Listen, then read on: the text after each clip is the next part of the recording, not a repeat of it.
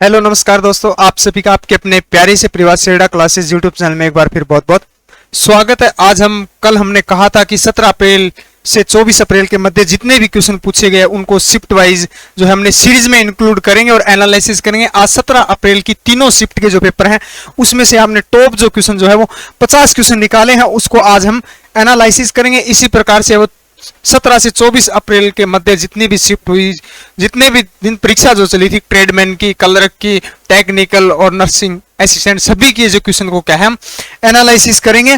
तो आज पहली सीरीज है जिसमें 17 अप्रैल की तीनों शिफ्ट के जो है वो क्वेश्चन क्या है इंक्लूड किए गए हैं। देखिए पहला क्वेश्चन है ध्वनि।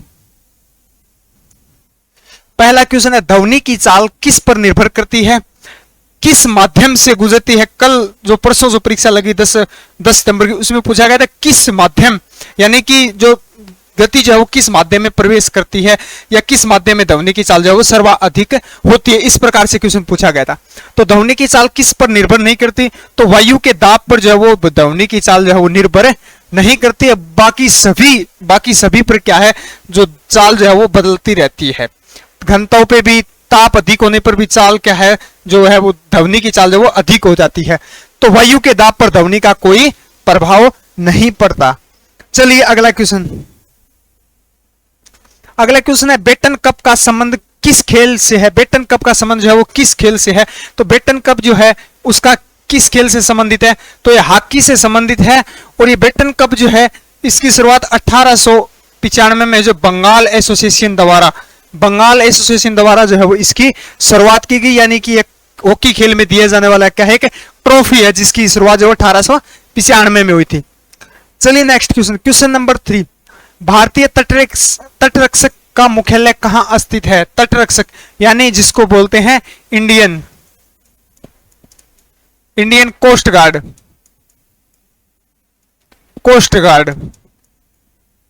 इंडियन कोस्ट गार्ड को क्या है, तटरक्षक कहा जाता है। ये भी क्या है, भारतीय सेना का ही क्या है, एक अंग है। तो इसका मुख्यालय कहां स्थित है, इसका मुख्यालय जो है वो मुंबई के अंदर स्थित है। कहां स्थित है, मुंबई महाराष्ट्र के अंदर इसका मुख्यालय स्थित है। चलिए अगला क्वेश्चन, सिरका में कौन सा अम्ल पाया जाता है। सिरका में कौन सा अम्ल जो है वो पाया जाता है, तो सिरके में जो है वो कौन सा अम्ल पाया जाता है, साइट्रिक अम्ल पाया जाता है। कौन सा, साइट्रिक अम्ल पाया जाता है। एक शायद 18 अप्रैल की थी, फर्स्ट या सेकंड शिफ्ट में पूछा गया था, निम्न में से अम्ल है, निम्न में से अम्ल है, ऑप्शन इस प्रकार से, उसमें सिरका दिया हुआ था। सिरका, इस क्वेश्चन को ऐसे ही पूछा जा सकता है, तो याद रखें सिरका एक अम्ल है। तो कौन सा अम्ल पाया जाता है, साइट्रिक अम्ल इसमें क्या है, पाया जाता है। देखिए हमारे जो भी आगामी भर्ती की तैयारी कर रहे हैं उन बच्चों के लिए, आप जहां भी जिस भी प्लेटफॉर्म पे तैयारी कर रहे हैं, तो आप हमारी टीम ने जो है वो 2500 क्वेश्चन की जो है वो एक पीडीएफ डाली है, जिसमें 2012 से लेकर 2013-23 के मध्य जो क्वेश्चन जो है वो बार बार पूछे गए क्वेश्चन है। इन क्वेश्चनों से आपके 2-3 सवाल क्लियर होते हैं। एक पहला आपको लेवल का पता चल जाएगा, और हम बार बार क्लास में कहते हैं कि आर्मी का पैटर्न जो है वो 2500 से 3000 क्वेश्चनों का पैटर्न है। इस पीडीएफ में रिपीटेड क्वेश्चन मिलेंगे आपको कि कौन से एआरओ में किस समय पूछे गए हैं, वो इसमें दर्शाया गया है। तो आप इससे ये अनुमान लगा सकते हैं कि परीक्षा में जो क्वेश्चन जो है वो पुराने ही पूछे जाते हैं, उन्हीं क्वेश्चनों को बार बार क्या है, रिपीट किया जाता है। अब जो परीक्षा लगी है 2000 यानी कि अग्निवीर योजना के तहत जो परीक्षा जो हुई है, ऑनलाइन हुई है, उसमें भी कोई बदलाव नहीं हुआ। बस 2 से 3 क्वेश्चन जो है वो करंट अफेयर से पूछे जाते हैं, यानी कि हम कह सकते हैं कि एक करंट अफेयर सब्जेक्ट को जो है वो इन्होंने ऐड किया। बाकी सभी क्वेश्चन आपको इस पीडीएफ से मिल जाएंगे। 17 अप्रैल परीक्षा में पूछे गए सभी क्वेश्चन इसी पीडीएफ के अंदर। आप ये देख लेना कि कब जो है वो 17 अप्रैल की परीक्षा में कितने क्वेश्चन पूछे गए। 2022 के अंदर अग्निवीर की परीक्षा लगी थी ऑफलाइन, वो उन प्रश्नों से भी आप काउंट कर लेना कि पहले कितने क्वेश्चन पूछे गए, अब कितने गए। 10 सितंबर को जो अब परीक्षा लगी है, 10 सितंबर को परसों, यानी वो परीक्षा में भी हमने कहा था कि 95% क्वेश्चन इसी पीडीएफ से थे। और आगामी भी हम कह सकते हैं कि हम नहीं, क्योंकि आर्मी का जो पैटर्न है नहीं वो ज्यादा बड़ा नहीं है, टॉपिक भी ज्यादा नहीं है, टॉपिक वही टॉपिक है, उन्हीं टॉपिकों से बार बार उन्हीं क्वेश्चनों को रिपीट किया जाता है। हम 10 अप्रैल ये जो परीक्षा की जो हमने जो सीरीज स्टार्ट की, इसमें देख लेना जो 17 अप्रैल को परीक्षा में पूछा गया सेकंड शिफ्ट में, वही अगले दिन 18 की फर्स्ट या सेकंड शिफ्ट में पूछा गया, वही क्वेश्चन आगे 19 तारीख को पूछा गया। तो इस प्रकार उन्हीं क्वेश्चनों को बार बार क्या है, रिपीट किया जाता है। तो ये पीडीएफ आपको सेड़ा क्लासेस ऐप पे अवेलेबल मिलेगी। जिसका लिंक वीडियो की डिस्क्रिप्शन में मेंशन किया, वहां से ऐप को क्या है डाउनलोड कर लेना। और अधिक जानकारी के लिए हमारे नंबर दिए जा रहे हैं और स्क्रीन पे भी क्या है नंबर है, उससे भी आप संपर्क कर सकते हैं।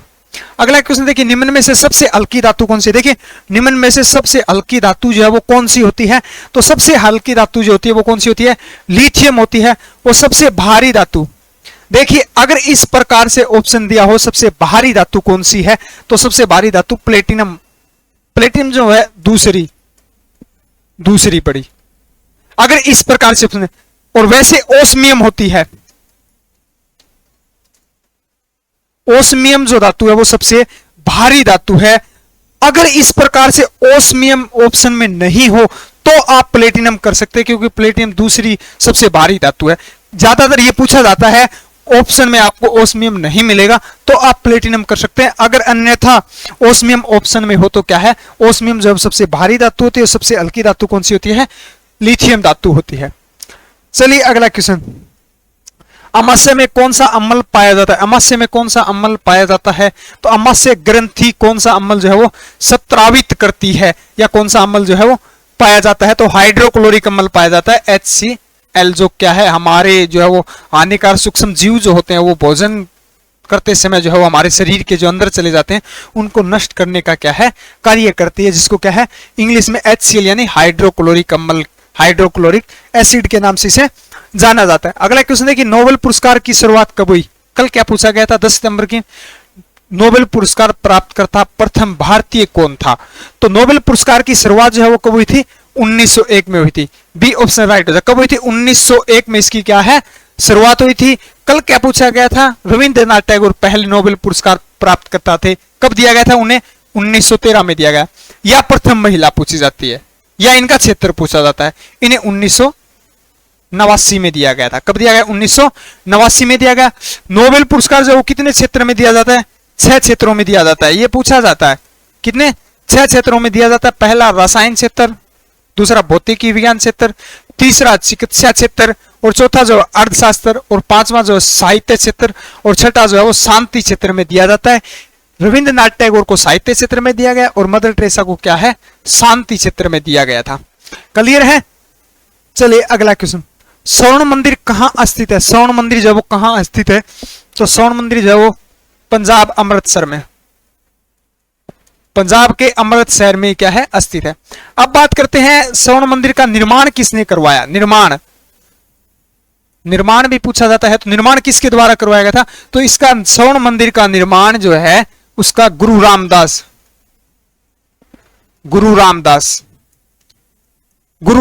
द्वारा इसका निर्माण करवाया गया था। और गुरु रामदास जो है वो चौथे क्रम के, यानी सिख धर्म के जो है वो कुल कितने 10 गुरु थे, जिसमें से चौथे गुरु रामदास द्वारा क्या है स्वर्ण मंदिर का निर्माण करवाया गया। एक क्वेश्चन पूछा जाता है अमृतसर, ये अलग पूछा जाता है।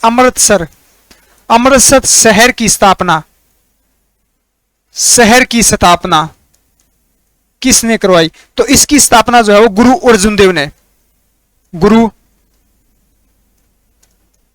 अर्जुन देव द्वारा करवाई गई थी। और गुरु अर्जुन देव जो है वो 5वें गुरु थे, सिख धर्म के क्या थे 5वें गुरु थे। फिर प्रथम गुरु भी पूछा जाता है, पहले गुरु कौन थे? तो प्रथम गुरु नानक देव।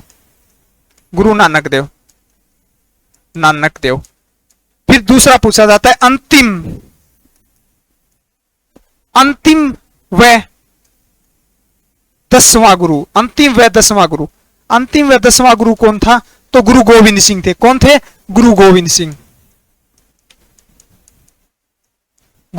क्लियर है?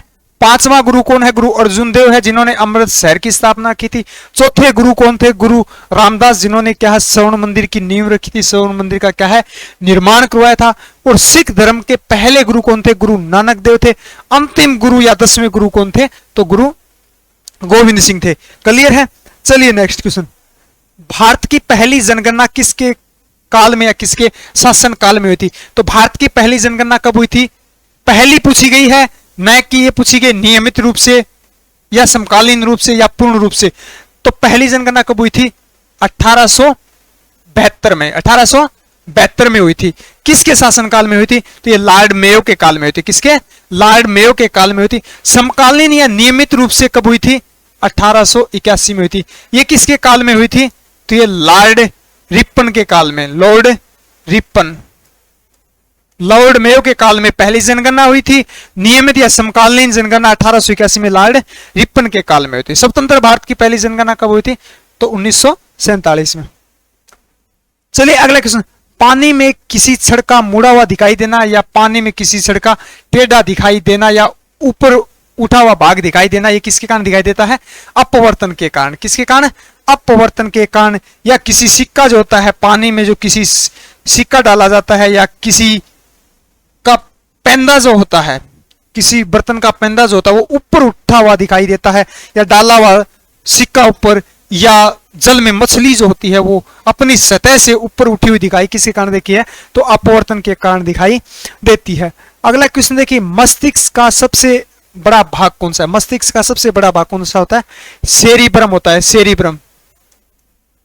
सेरिब्रम या इसको बोलते हैं प्रामस्तिष्क, प्रामस्तिष्क या सेरिब्रम जो है वो मस्तिष्क का क्या है? सबसे बड़ा भाग होता है। चलिए नेक्स्ट क्वेश्चन, एकनाथ शिंदे का संबंध किस पार्टी से? एकनाथ शिंदे का संबंध किस पार्टी से है? तो एकनाथ शिंदे का संबंध जो है वो किस पार्टी से है? तो शिवसेना से है। किससे है? शिवसेना से। महाराष्ट्र राज्य के हैं और महाराष्ट्र राज्य के हैं मुख्यमंत्री हैं। चलिए अगला क्वेश्चन, सिंधु नदी का उद्गम स्थल, ये भी हमने पढ़ा था। सिंधु नदी का उद्गम स्थल कहां से होता है? मानसरोवर झील तिब्बत से होता है। मानसरोवर झील तिब्बत, चीन से इसका क्या है? उद्गम होता है। और ये मुहाना कहां अपना जल कहां गिराती है? तो ये अपना जल जो है वो कहां गिराती है? अरब सागर में, पाकिस्तान से होते हुए। वास्को डी गामा भारत कब आए थे? वास्को डी गामा जो है भारत कब आए थे? तो ये कब आए थे? 1498 को भारत आए थे। और किस राज्य में? किस राज्य में? यानी केरल। कहा? किस स्थान पे? केरल के कालीकट बंदरगाह, कालीकट बंदरगाह या कोझिकोड बंदरगाह नाम से इसको जाना जाता है। वास्को डी गामा जो है वो व्यापार की तलाश में क्या है? भारत आए थे। ये 1497 में जो है वो भारत की खोज की यात्रा के लिए निकले थे और जो भारत जो है वो 1498 में पहुंचे थे। और ये समुद्री मार्ग से होते, यूरोप से सीधे क्या है? समुद्री मार्ग से होते हुए भारत के क्या है? केरल का, या इसको कोझिकोड के नाम से जानते हैं, तट पर क्या है? पहुंचे थे। अगला क्वेश्चन देखिए, गुजरात के वर्तमान मुख्यमंत्री कौन है? गुजरात के वर्तमान सीएम कौन है? तो कौन है? भूपेंद्र पटेल। बस करंट अफेयर से सीएम पूछे गए थे, राज्यपाल, सीएम, यही ज्यादा पूछे गए थे। यह स्पोर्ट्स से पूछा गया था, या पूछे गए थे युद्ध अभ्यास। चलिए अगला क्वेश्चन, भारत की सबसे लंबी नदी, देखिए भारत की सबसे लंबी नदी कौन सी है? तो भारत की सबसे लंबी नदी जो कौन सी है? गंगा नदी है। विश्व की आप सबको पता ही है कौन सी है? नील नदी है। और गंगा नदी जो है इसकी लंबाई कितनी है? 2500 किलोमीटर इसकी लंबाई है। और यह भारत की क्या है? राष्ट्रीय नदी है। भारत की क्या है? ये राष्ट्रीय नदी है। चलिए अगला क्वेश्चन, विटामिन सी का रासायनिक नाम, विटामिन सी का जो है वो रासायनिक नाम क्या है? तो विटामिन सी का रासायनिक नाम क्या है? एस्कॉर्बिक अम्ल। और टेकोफेराल जो है वो विटामिन ई का रासायनिक नाम है। क्या है? ई का। और थायमिन जो है वो विटामिन बी का रासायनिक नाम है। किसका? बी का। चलिए अगला क्वेश्चन, पश्चिम बंगाल के वर्तमान मुख्यमंत्री कौन है? पश्चिम बंगाल के काफी चर्चित है, काफी चर्चा में है। तो पश्चिम बंगाल के वर्तमान मुख्यमंत्री कौन है? ममता बनर्जी। कौन है? ममता बनर्जी। और इनकी पार्टी का नाम भी याद रखें, पार्टी है इनकी तृणमूल, भारतीय तृणमूल कांग्रेस पार्टी की क्या है? ये से संबंध है इनका। तो ममता बनर्जी पश्चिम बंगाल की क्या है? वर्तमान मुख्यमंत्री यानी सीएम। काफी चर्चित है इनकी पार्टी, इसलिए याद रखें। ग्लूकोज का रासायनिक सूत्र, देखिए ग्लूकोज एक कार्बोहाइड्रेट होती है, तो ग्लूकोज का रासायनिक सूत्र क्या होता है? C6H12O6 क्या है इसका रासायनिक सूत्र होता है? बी ऑप्शन इसका क्या है? राइट हो जाएगा। चलिए अगला क्वेश्चन, चाकू से काटे जाने वाली धातु, देखिए सबसे मुलायम धातु जो होती है, मुलायम धातु जो होती है उसको ही क्या है? हम चाकू से काट सकते हैं, आसानी से काट सकते हैं। तो वो कौन सी धातु होती है? सोडियम होती है। प्रमुख मुख्य तत्व जो होती है वो सोडियम होती है। अगर ऑप्शन में पोटेशियम भी दिया हो और सी ऑप्शन आपको दिया हो दोनों, तो आप दोनों कर सकते हैं, क्योंकि पोटेशियम भी क्या है? मुलायम धातु होती है। तो इसका सोडियम हो जाएगा। सोडियम और पोटेशियम सबसे क्रियाशील धातु है, क्रियाशील, सबसे क्रियाशील धातु कौन सी है? सोडियम। सोडियम और पोटेशियम, सोडियम और पोटेशियम दोनों क्या है? सबसे क्रियाशील धातु है। हवा या नमी के संपर्क में आते हैं, क्या है? स्वतः जलने लगती है। इसलिए इनकी स्थिति पूछी जाती है कि इनको कहां रखा जाता है, तो इनको मिट्टी यानी केरोसिन के तेल में क्या है? इनको रखा जाता है क्रियाशील होने के कारण। चलिए next question, question number 21, Bihar के वर्तमान राज्यपाल। देखिए तीनों शिफ्ट के क्वेश्चन हमने जो है वो इंक्लूड किए थे और इनमें मुख्य मुख्य क्वेश्चनों पर चर्चा की है कि जो जिसके चांसेस है कि आगामी परीक्षा में भी ये पूछे जा सकते हैं। तो बिहार के वर्तमान जो है वो राज्यपाल कौन है? बिहार के वर्तमान राज्यपाल कौन है? तो वो है राजेंद्र विश्वनाथ। राजेंद्र विश्वनाथ क्या है? बिहार के क्या है? वर्तमान राज्यपाल।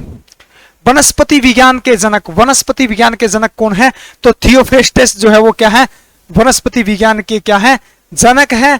और अरस्तु जो है वो कौन है? जीव विज्ञान के जनक। ये भी याद रखें, जीव विज्ञान, जीव विज्ञान के जनक कौन है? तो जीव विज्ञान के जनक अरस्तु हैं। और वनस्पति विज्ञान यानी पेड़ पौधों विज्ञान के जनक कौन है? थियोफ्रेस्टस। चलिए, चींटी के डंक में कौन सा अम्ल पाया जाता है? चींटी के डंक में जो है वो कौन सा अम्ल पाया जाता है? देखिए, चींटी या मधुमक्खी, मधुमक्खी या शहद की जो मक्खी बोलते हैं, या शहद की मक्खी या बिच्छू, बिच्छू, इन सभी के डंक में जो है वो फॉर्मिक अम्ल पाया जाता है। कौन सा अम्ल पाया जाता है? फॉर्मिक अम्ल पाया जाता है। यह ज्यादा पूछा जाता है, मधुमक्खी या शहद वाली मधुमक्खी के डंक में कौन सा अम्ल होता है, या चींटी के डंक में? तो सभी में इनमें क्या है? फॉर्मिक अम्ल पाया जाता है। अगला क्वेश्चन देखिए, राज्यसभा का पदेन सभापति होता है। राज्यसभा का पदेन सभापति कौन होता है? तो राष्ट्रपति होता है। कौन होता है?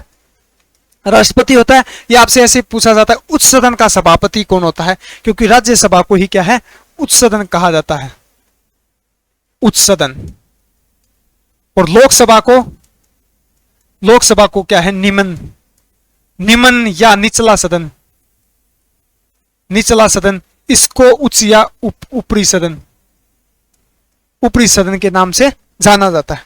चलिए अगला क्वेश्चन, आरबीसी का जीवन काल, रेड ब्लड सेल यानी लाल रक्त कणिकाएं जो होती है हमारे शरीर में, उनका जीवन काल कितना होता है? 120 दिन का होता है। डब्ल्यूबीसी व्हाइट ब्लड सेल का जीवन काल भी कितना होता है? तो इनका 2 से 6 दिन जीवन काल होता है। एक रक्त विमाणु भी पूछा जाता है, रक्त विमाणु जिनको क्या है? प्लेटलेट्स बोलते हैं, उसका भी जीवन काल क्या है? 2 से 6 दिन का ही होता है। ये भी याद रखें। चलिए अगला क्वेश्चन, विश्व का सबसे बड़ा महाद्वीप, विश्व का सबसे बड़ा महाद्वीप या मानव का घर महाद्वीप, मानव का घर जिसको कहा जाता है, तो एशिया महाद्वीप जो है वो सबसे बड़ा महाद्वीप है, जिसे मानव का घर या सबसे ज्यादा मानव निवास करते हैं, या सर्वाधिक जनसंख्या वाला जो महाद्वीप है वो कौन सा? एशिया महाद्वीप है। दूसरा अवश्य याद रखें, दूसरा, दूसरा बड़ा महाद्वीप, दूसरा बड़ा महाद्वीप कौन सा है? तो अफ्रीका महाद्वीप। कौन सा है? अफ्रीका महाद्वीप है। और सबसे छोटा, सबसे छोटा, सबसे छोटा महाद्वीप कौन सा है? ऑस्ट्रेलिया।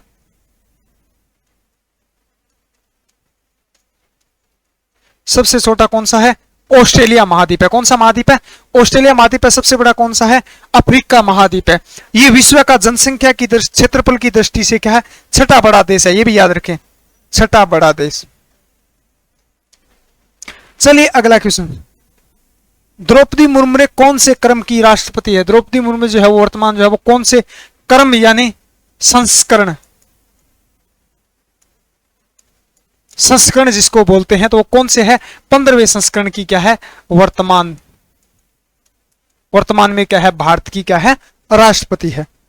चलिए अगला क्वेश्चन, भारत का राष्ट्रपति बनने के लिए न्यूनतम आयु सीमा कितनी होनी चाहिए? देखिए, राष्ट्रपति बनने के लिए 35 वर्ष, उपराष्ट्रपति, उपराष्ट्रपति के लिए भी कितनी? 35 वर्ष होनी चाहिए। और 25 वर्ष प्रधानमंत्री या लोकसभा का सदस्य बनने के लिए, और राज्यसभा का सदस्य बनने के लिए 30 वर्ष आयु सीमा होने चाहिए। चलिए अगला क्वेश्चन, धोलावीरा स्थल कहां स्थित है? देखिए, धोलावीरा स्थल जो है वो कहां स्थित है? ये सिंधु घाटी सभ्यता का एक स्थल है। जो धोलावीरा कहां स्थित है? गुजरात राज्य के अंदर स्थित है। धोलावीरा और लोथल, लोथल दोनों ही क्या है, गुजरात राज्य के अंदर स्थित है। एक राजस्थान का भी पूछा जाता है, राजस्थान का कालीबंगा। कालीबंगा जो है वो कहां, हनुमानगढ़ राज्य में क्या है, स्थित है। और एक पंजाब का पूछा जाता है रोपड़, रोपड़ या इसको रूपनगर कहते हैं, रूपनगर क्या कहते हैं, रूपनगर कहते हैं। ये सिंधु घाटी सभ्यता का खोजा गया, भारत में खोजा गया क्या था, प्रथम सतल। भारत में खोजा गया क्या था, पहला सतल था। और कालीबंगा जो है वो काली चूड़ियों के लिए विख्यात है, काली चूड़ियों के लिए क्या है, ये जानी जाती है। चलिए अगला क्वेश्चन, गदर पार्टी की स्थापना कब की गई। बस यहां से दो ही पूछा जाता है, कब की गई और कहां की गई। तो इसकी स्थापना जो है वो 1913 के अंदर अमेरिका देश के अंदर क्या है, इसकी गदर पार्टी की 1913 में क्या है, इसकी स्थापना की गई थी। अगला क्वेश्चन देखिए, इसरो का पूरा नाम क्या है। इसरो का पूरा नाम क्या है, तो इसरो का पूरा नाम जो है वो भारतीय अंतरिक्ष अनुसंधान संगठन, भारतीय अंतरिक्ष अनुसंधान संगठन। ए ऑप्शन इसका क्या है, राइट हो जाएगा। इसका मुख्यालय जो कहां स्थित है, कर्नाटक राज्य के अंदर बेंगलोर के अंदर क्या है, इसका इसरो का मुख्यालय स्थित है। ये भी आप ध्यान रखें। चलिए अगला क्वेश्चन, क्वेश्चन नंबर 32, भारत के प्रथम उपराष्ट्रपति कौन थे। भारत के पहले उपराष्ट्रपति जो है वो कौन थे। भारत के पहले राष्ट्रपति भी पूछे जाते हैं।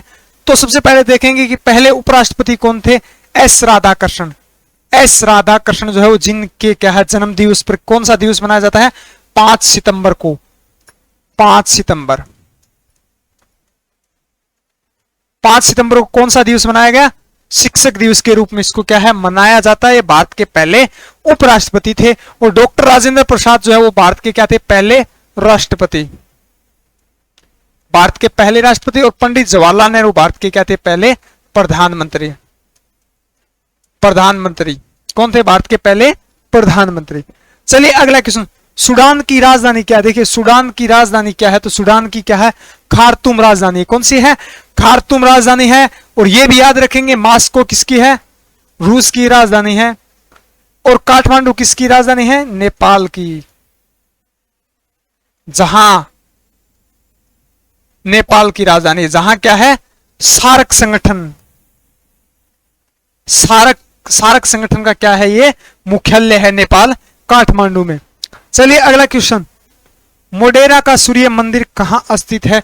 मोढेरा का सूर्य मंदिर जो है वो कहां स्थित है, तो गुजरात राज्य के अंदर स्थित है।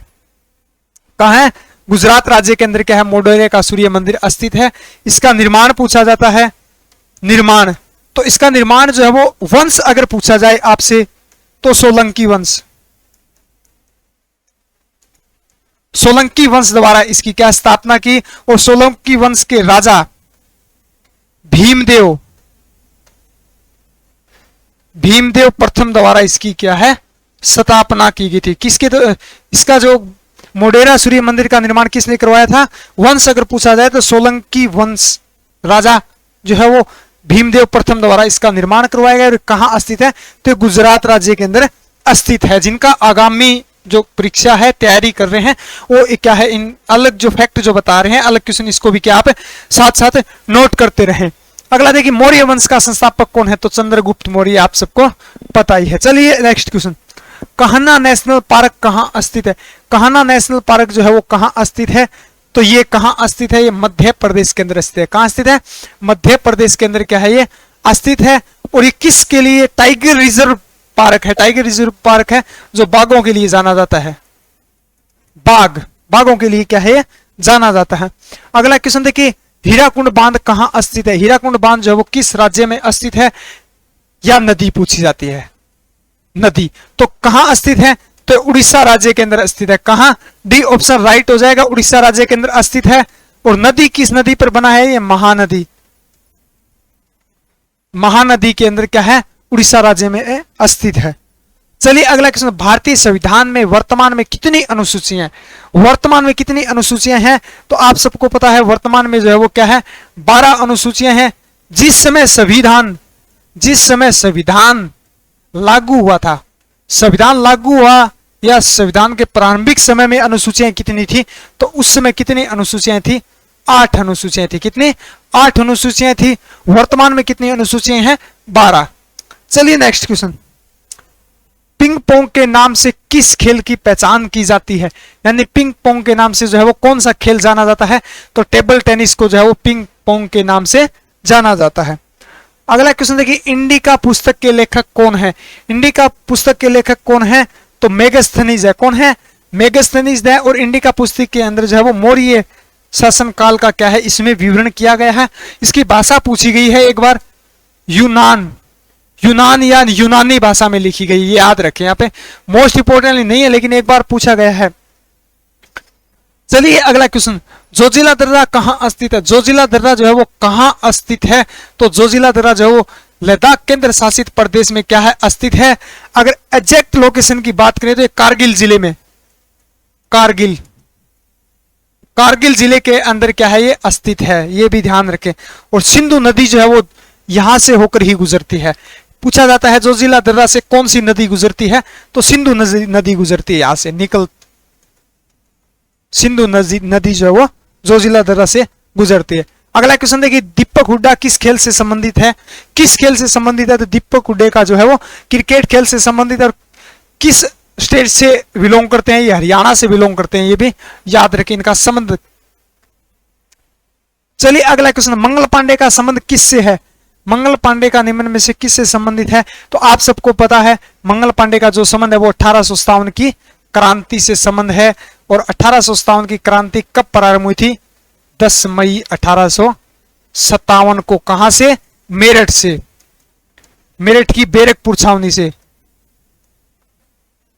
बैरकपुर छावनी से जो है वो क्या है, 1857 की क्रांति की क्या है, चिंगारी जो है वो उत्पन्न हुई थी। मंगल पांडे ने इसकी क्या है, शुरुआत की थी। चर्बी के कारतूस जो थे उस पे गाय की चर्बी लगी हुई थी, उसको मुंह से खोलने के लिए, चलाने के लिए क्या है, मुंह से खोलने होता था, तो उसके लिए मंगल पांडे ने क्या है, मना कर दिया था। तो इसलिए इसका संबंध जो वो किससे है, 1857 की क्रांति। राष्ट्रपति लोकसभा में कितने सदस्य मनोनीत करता है, तो राष्ट्रपति जो है वो लोकसभा में 2 एंग्लो इंडियन के रूप में क्या है, नियुक्त करता है। और राज्यसभा में पूछा जाता है, राज्यसभा में, और राज्यसभा में कितने सदस्य मनोनीत करता है, 12 सदस्य करता है। लोकसभा में कितने करता है, 2 सदस्य मनोनीत। अगला क्वेश्चन देखिए, त्वरण का एसआई मात्रक है, तो त्वरण का एसआई मात्रक क्या होता है, मीटर प्रति सेकंड स्क्वायर होता है। मीटर प्रति सेकंड स्क्वायर जो है वो क्या है, त्वरण का एसआई मात्रक होता है। तो सी ऑप्शन इसका राइट हो जाएगा। और त्वरण जो है वो एक क्या है, सदिश राशि है, ये भी आप याद रखें, क्या है, सदिश राशि है त्वरण। यमुना किसकी सहायक नदी है? यमुना जो है वो किसकी सहायक नदी है, तो यमुना है वो गंगा की क्या है, सबसे बड़ी, ये हमने पढ़ा था, सबसे बड़ी क्या है, सहायक नदी जो है वो कौन सी है, गंगा की यमुना सबसे बड़ी सहायक नदी है। अगला नेक्स्ट क्वेश्चन देखिए, नेक्स्ट क्वेश्चन है, शुक्राणु का निर्माण कहां होता है? शुक्राणु का निर्माण जो है वो कहां होता है, तो मानव के अंदर जो है, मनुष्य के अंदर जो है वो वर्षण के अंदर जो है वो शुक्राणु का क्या है, निर्माण होता है। अगला क्वेश्चन देखिए, क्वेश्चन नंबर 48, नागालैंड की राजधानी कहां स्थित है? नागालैंड की राजधानी क्या है, तो नागालैंड की राजधानी क्या है? देखिए कल क्या पूछा गया था, कल पूछा गया था सिक्किम की राजधानी क्या थी, सिक्किम की राजधानी क्या थी, गंगटोक। तो नागालैंड की राजधानी क्या हो जाएगी, कोहिमा। इम्फाल जो है वो मणिपुर की है, गंगटोक जो है वो क्या है, सिक्किम की है। और पटना किसकी है, बिहार की है, ये भी याद रखें। ज्यादातर जो है वो 7 बहनों स्टेटों में ही ज्यादा राजधानियां पूछी जाती है। और इसकी भाषा, राजकीय भाषा कौन सी है, तो अंग्रेजी है, ये भी याद रखें, पूछा गया क्वेश्चन है अंग्रेजी भाषा। अगला क्वेश्चन देखिए, क्वेश्चन नंबर 49, सिट्रिक अम्ल किस में पाया जाता है? तो सिट्रिक अम्ल जो है किस में पाया जाता है, खट्टे फलों में पाया जाता है। किसमें, खट्टे फलों में, जैसे आम बोल सकते हैं, कच्चे आम, इमली, नींबू, या क्या है, संतरे या मौसमी, यानी कि जितने भी खट्टे फल जो होते हैं उन सभी में क्या है, सिट्रिक अम्ल पाया जाता है। अगला क्वेश्चन है कि भारत के वर्तमान गृह मंत्री कौन है? तो भारत के वर्तमान गृह मंत्री कौन है, अमित शाह। कौन है, अमित शाह। तो आज के सेक्शन को यहीं समाप्त करते हैं। और कल के लिए आपको बताते, कल जो है वो 50 क्वेश्चन का मॉडल पेपर, 50 क्वेश्चनों का मॉडल पेपर एनालिसिस करेंगे, जिसमें 15 क्वेश्चन जीके के होंगे, 15 साइंस के और 15 मैथ के और 5 रीजनिंग के। इस पेपर में जो थोड़ा लेवल जो है वो हार्ड लेवल करेंगे। क्या करेंगे? हार्ड लेवल का जो है वो पेपर को एनालिसिस करेंगे। तो कल जो है वो वीडियो को देखना यानी जुड़ना ना भूलें अवश्य। तो मिलते हैं अगले बेहतरीन कंटेंट के साथ, तब तक के लिए जय हिंद जय भारत।